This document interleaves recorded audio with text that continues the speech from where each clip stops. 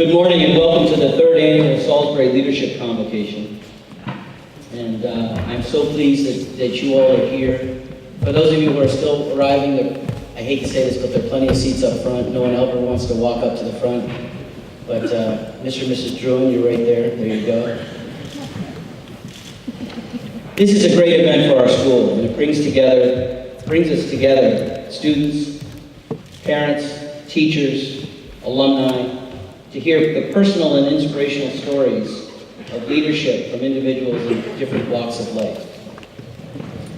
Learning about leadership and honing the skills that help lead us are key components of a Salisbury school education. From public speaking, to giving a chapel talk, to doing and saying the right things on the athletic fields, whether winning or losing, there are many opportunities to practice leadership on the Hilltop, and it is an essential part of the Salisbury experience. 2 years ago, we began with a keynote address by Eric Greitens, a decorated Navy SEAL, member of SEAL Team 6, now a humanitarian and author of the New York Times bestseller, The Heart and the Fist. Great read. Very inspirational. And last year, we had an alumnus, class of 90, Lucas Watson, who's a vice president at Google, reflect on the role of leadership in today's sophisticated technological world. Today, I'm very pleased to welcome another one of our own, David Leavy, member of the class of 1988, and a member of the Salisbury Board of Trustees. David is an exceptional graduate of the school. Following Salisbury, he graduated from Colby College in Waterville, Maine, where he received his BA, and then went to work as a political professional in the 1992 presidential campaign. Afterward, he was appointed Assistant Press Secretary at the State Department and was quickly appointed to serve in the White House, also as an Assistant Press Secretary. David rose quickly through the ranks, serving as Chief Spokesman and Senior Director of Public Affairs for the National Security Council and Deputy White House Press Secretary for Foreign Affairs. In that role, David handled all the press issues relating to foreign policy, including NATO's military action in Kosovo, the state visit of the Chinese president, and U.S. military action in Iraq, Afghanistan, and the Sudan. Talk about a front row of history, front row seat. For the past 16 years, David has held senior leadership positions at Discovery Communications and currently serves as Chief Corporate Operations and Communications Officer, a role that has him at the forefront of a vast communications, marketing, branding, and media business that stretches around the world. However, his ability to lead doesn't stop at the end of the workday. As a trustee at Salisbury, David has led our school's entry into the sophisticated marketing and messaging world, including the new school video and the creation and funding for Salisbury's new digital media lab, which is enabling us to offer cutting-edge courses using the most current technologies. If that isn't enough, David also serves on the advisory board for the National Zoo in Washington. And I wanted to add a joke here, but I'm not going to, because he's such a distinguished gentleman and a great friend, but he is indeed an animal. I had to do it. Please join me in welcoming Mr. David Leavy, Salisbury class of 1988. All right. Hello, Salisbury. I love Salisbury. I get that bias out of the way. It's such a thrill to be here. Really, it's such a treat. Thank you so much for having me. All right, let me jump in. I got a lot to do today. I'm going to tell you about my journey. I'm going to give some words of wisdom about leadership that I learned along the way. I want to talk how important your reputation and your narrative is to your success. I'm speaking to the boys with that. And then we have to give one of the all-time great Salisbury gentlemen a send-off for the ages. All right, so let me pick up my story. It starts in 1985. I was a sophomore in high school, growing up in Westport, Connecticut. And I wasn't a good kid. I wasn't a good kid. I disrespected authority. I didn't take my studies seriously. I dropped out of sports. I was clueless and aimless. And I knew it. I mean, I was in trouble. I needed to find my way. I needed to reinvent myself. So my parents and I, we talked, and said, all right, let's go to a different school. And I applied to every boarding school under the sun and got in nowhere. Complete bagel. And my dad came in one day, right around this time, and said, forget about all those other places. I got the perfect fit, Salisbury School. Sounded great. I came up here, had a great conversation with Mr. Weymouth, one of Reverend Hall's predecessors, a legend of the place. And I got in. I got in conditionally. I had to repeat my sophomore year. And I got in only for the first trimester. They accepted me only for the first trimester. And after that, they would review my grades and how I was assimilating and see how I was doing. And of course, no pressure, no pressure. And that first night, I was at Tappert across the street with Mr. McKee, and got dropped off all by myself. We can all identify with that feeling. And this was my Salisbury moment. This is really where the switch flipped for me. I knew I had to do it myself. It was really the beginning of climbing that mountain, of really trying to find this kind of strength and determination and my path. I got straight A's from the very beginning, and I never had a review, and ended up getting the French prize and the history prize, and lettered in soccer and basketball in the Cum Laude Society. It really had a wonderful 3 years here. And so what did I learn about leadership from this? Well, I learned what I think, and argue, is the most important lesson of leadership, the first lesson of leadership. I had to learn how to lead myself. I had to learn how to trust myself, motivate myself, inspire myself, give myself some purpose. No one's going to follow you. You can't lead yourself. And so, at senior year, I don't know if the school still has this program, but there was a spring semester. And so if you got into school early and had an internship, you could leave the last trimester from campus and go have a work experience. And I got into Colby, and my parents were living in Boston, in Rosewarth at the time. This was 1988. And my mom said, there's this Dukakis for President campaign. Why don't you try that? And so I applied for an internship and got it, and left campus. And by happenstance, I joined the communications team there that was led by someone you may have heard of or not, George Stephanopoulos. And so I got to know George. He was running the rapid response group in the campaign, and I was the young intern, flipping mail and getting coffee. This is really where I fell in love with public policy, current affairs, public affairs, and where I really began to hone my craft of how important shaping public opinion is, for the outcomes that you see. I went off to Colby in the fall of '92 and started the Caucus for President Club on campus. That didn't last very long, but we did morph that into a Democratic club, which I ran for most of my time at school. And in '92, I knew I wanted to do another campaign. And long story short, was really attracted to Bill Clinton, and George, if you remember, was the chief strategist for the president, and I had kept in touch with George, and he said, when you graduate, great, come down to Little Rock, and you can come and intern in my office. Great. And so after graduation from Colby, 2 days later, I drove my car down to Little Rock and went in, ready to go, bushy-eyed. No job. No job.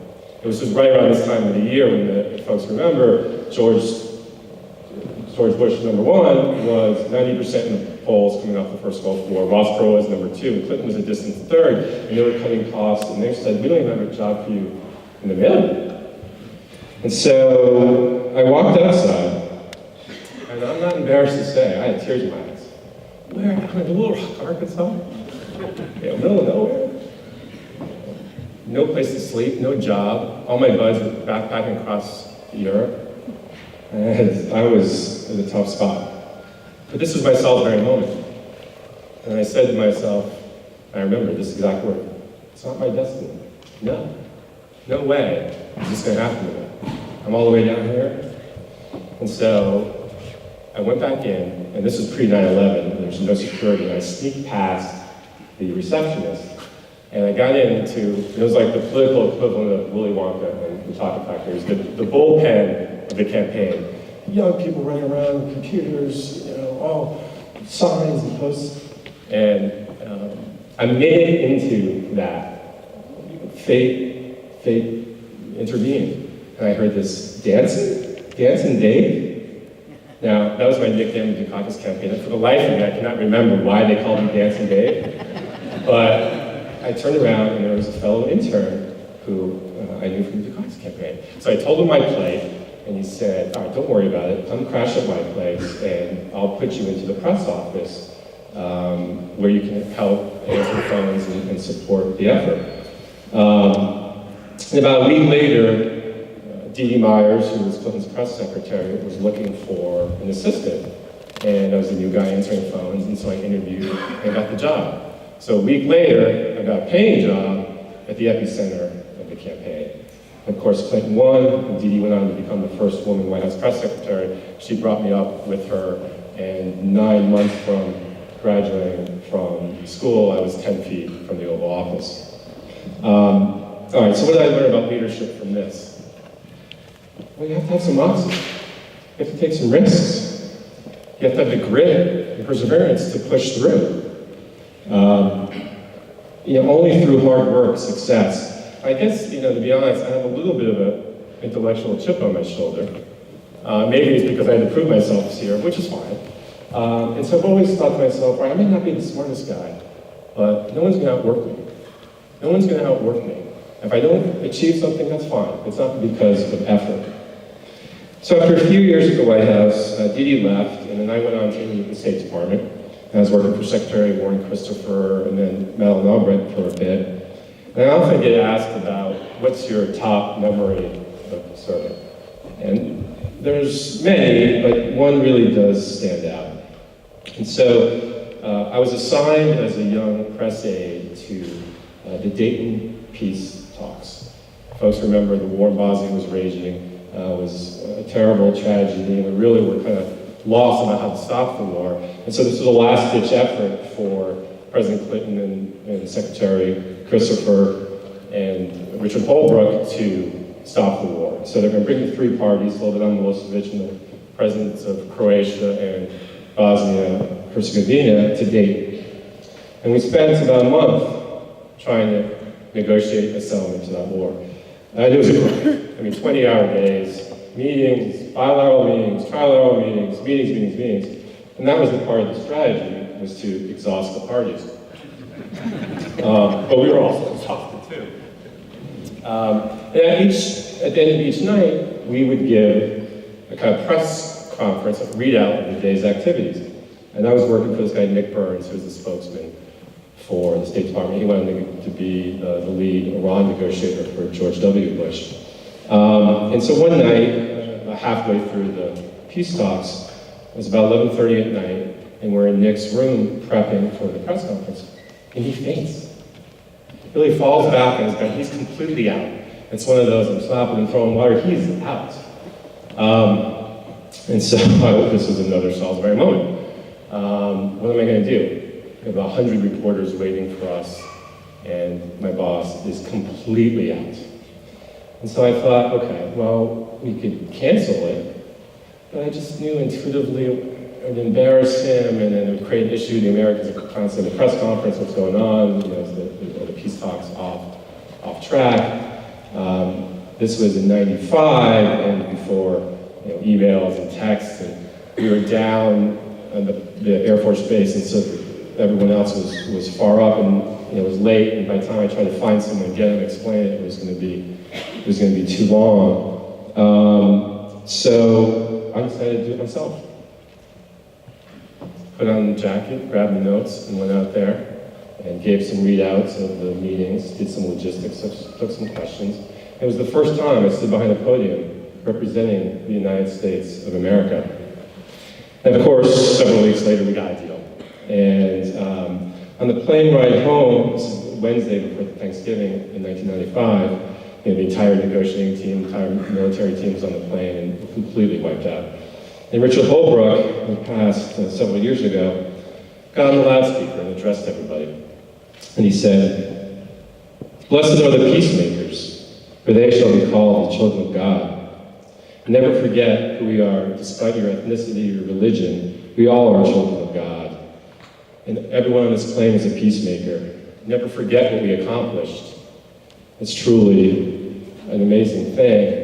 And that sensation on the plane, it was the palpable sense of true joy.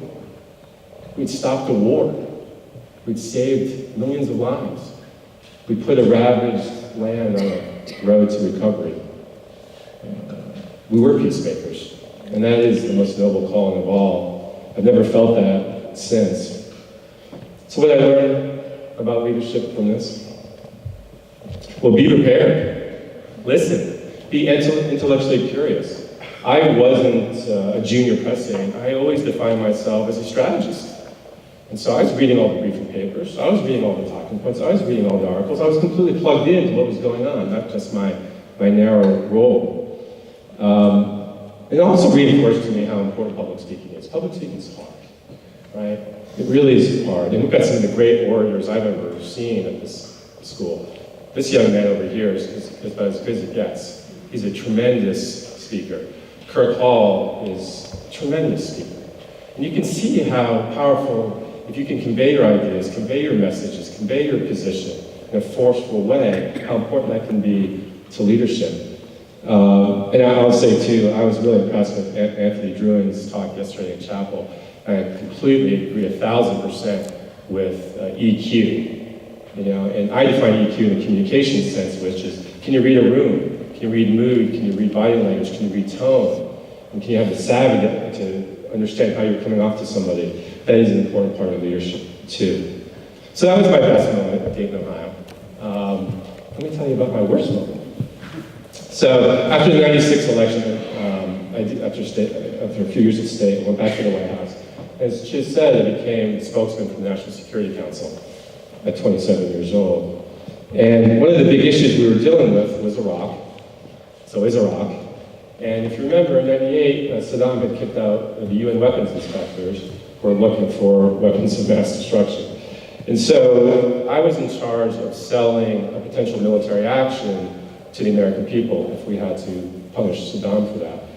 And so I came up with this idea of, let's take Sandy Berger, who's a national security advisor, Madeleine Albright, and Bill Cohen, who's Secretary of Defense, outside the Beltway and answer questions from regular people, which is now not such a novel idea. But, so I sold that into the three of them, and I negotiated with CNN to have Bernie Shaw and Judy Woodruff host the town hall and broadcast it on CNN all around the world, give us that reach. And Trent Lott was majority leader at the Senate at the time. We tried to do this in Mississippi, but it didn't work out. So we ended up going to Ohio. I thought, right, Ohio, you know, for all the obvious reasons, middle of the country. And negotiated with Ohio State to host it. Great, it's all set, we're going, they love it. And the night before, the president of Ohio State called me and said, there's so much interest in this town hall that we want to move it to the basketball arena. So I thought, okay, great, it's another 10,000 people to watch it, that's going to be fun. So we get there and they're on stage, and as soon as it goes live, it's a complete disaster. Protesters were standing up in the stands, waving banners, 2, 4, 6, 8, get your bloody oil out of here. It was a mess. And Rahm Emanuel, who was the political director at the time, Obama chief of staff in Mayor of Chicago, called me up on his cell phone, and he was using blue language about what the heck was going on. It was a complete disaster. And the next day, New York Times, lead story of the New York Times was Saddam didn't think the Americans were going to bomb because of what happened in Ohio State. And my name was in the paper as the genius who came up with the whole thing. Now, the only saving grace is they spelled my last name wrong, but you know, this is like not able to get out of bed in the morning. You know, this is like close off the lights, and you make screw-ups, but when you alter the course of kind of history, it isn't good. And I didn't go in that morning, but I wrote my resignation letter. It had to take the fall for this. It was all me. It was all me. It was my idea. I executed the whole thing.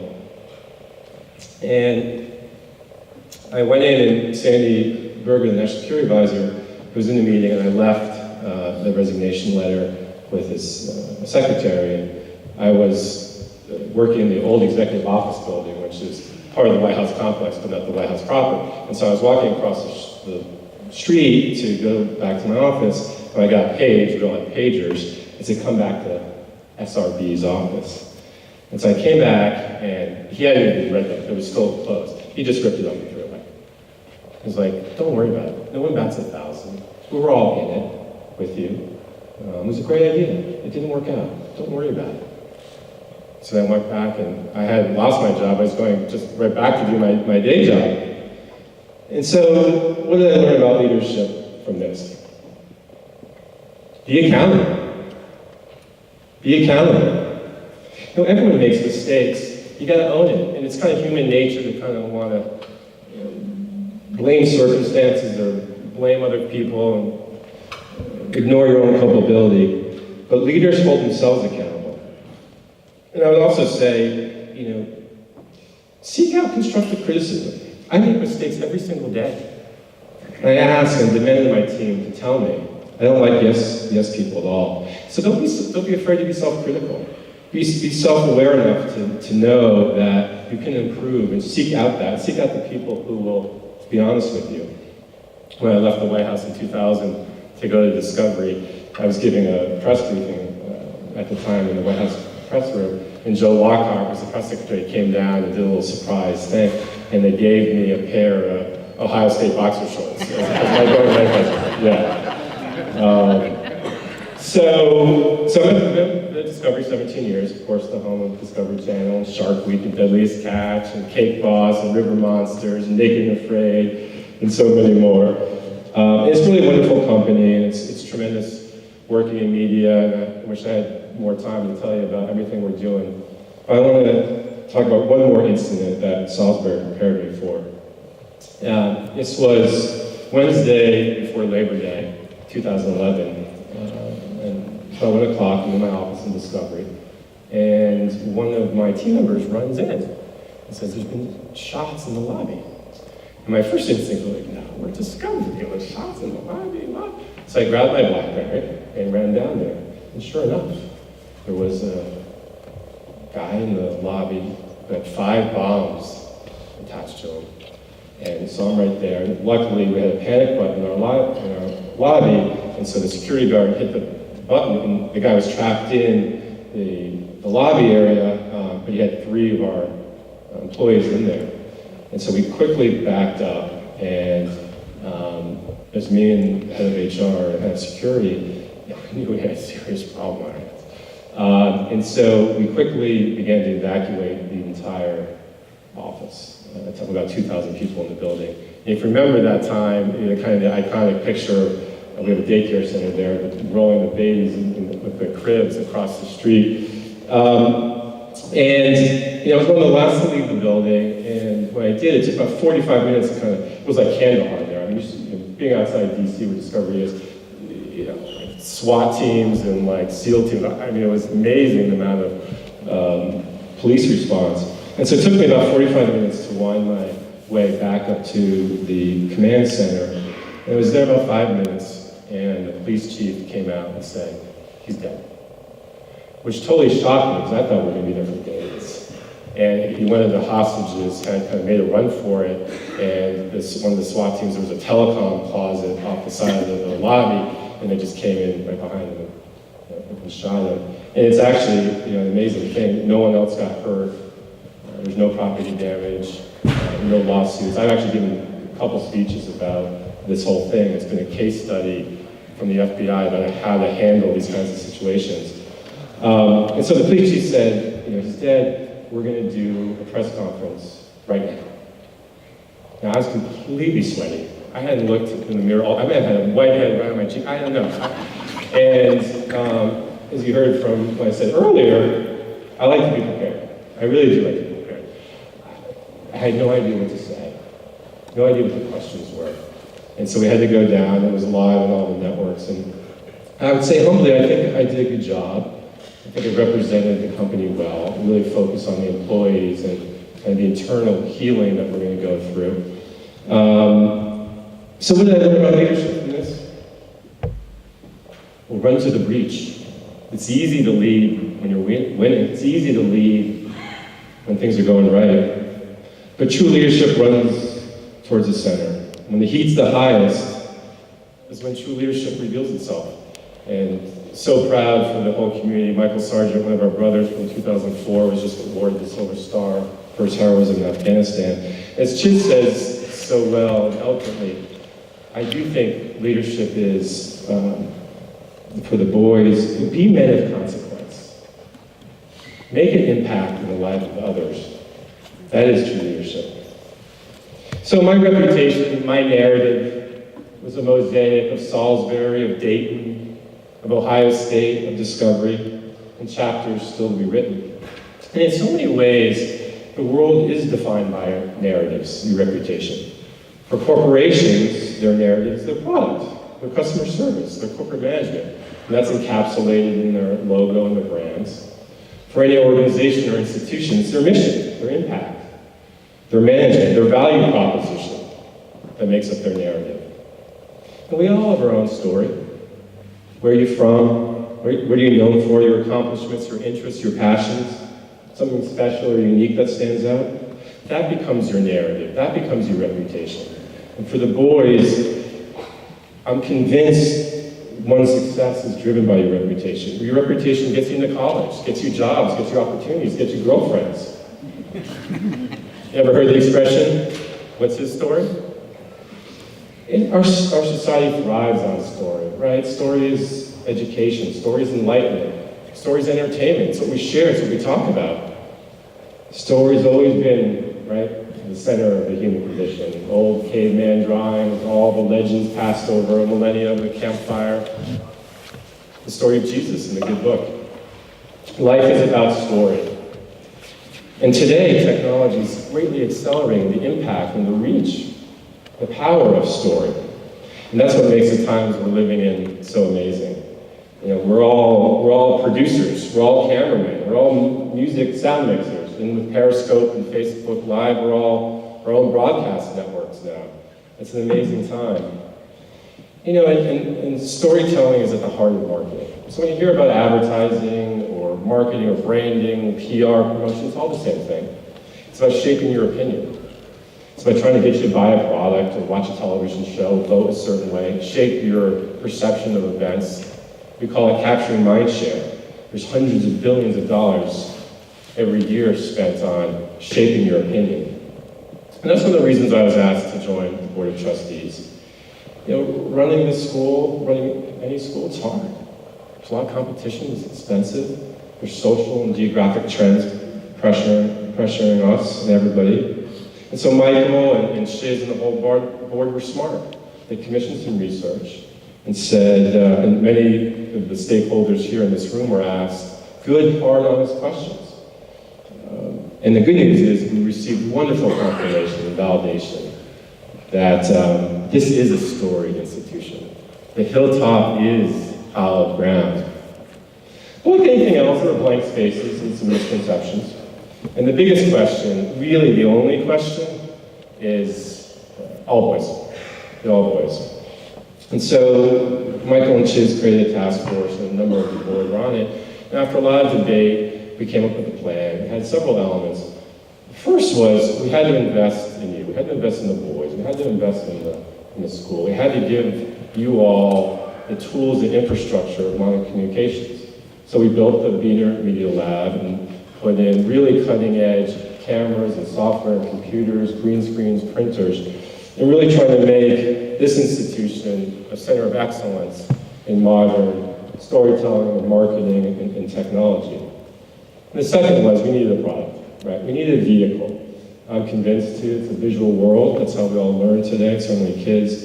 And so we produced the video and tried to turn the notion of all boys bad into all boys good. And really tried to capture the brotherhood, the community, the family atmosphere, the academics, the athletics, the arts. And I think, who saw the video here? Raise your hand if you ever saw the video. Okay. Watched it more than once? Okay. 5 times? I'm at 50. But we got an amazing response from so many walks of life and constituents, and it's been super fun. And I think for the boys, you know, your ability to master technology is a huge differentiator for you.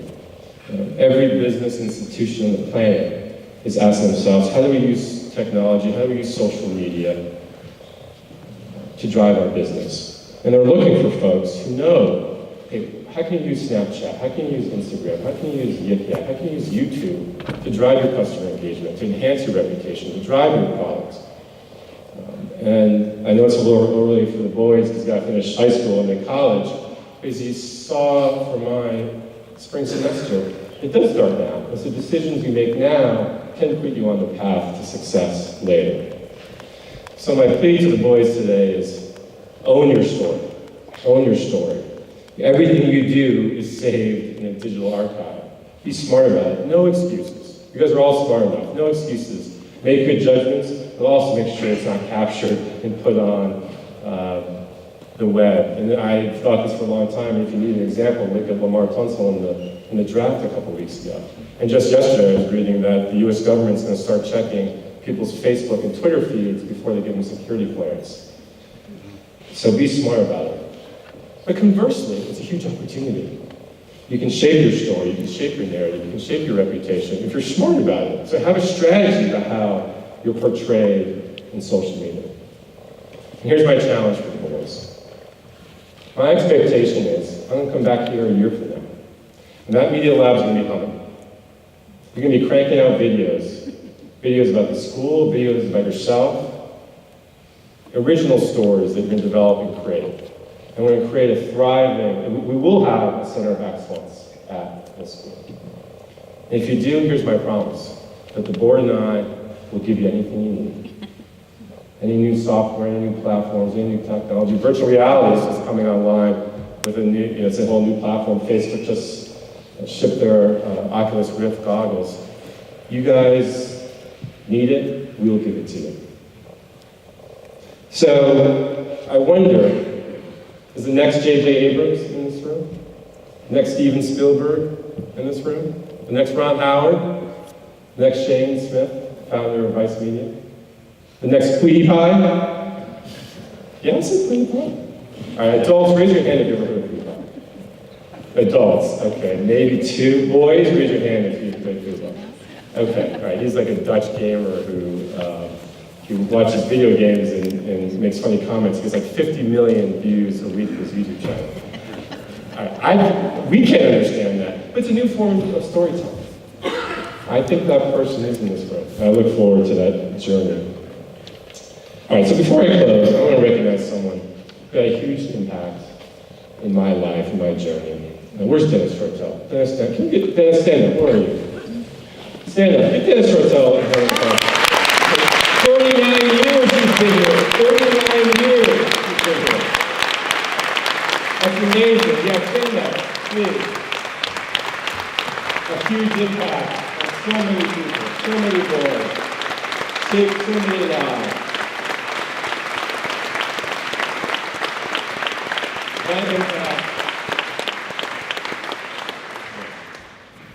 That impact, I can't tell you, when Mr. all these professors, they see thousands of boys, and they can't know how much of impact they have on individuals. But I'm not here without Mr. Shantel.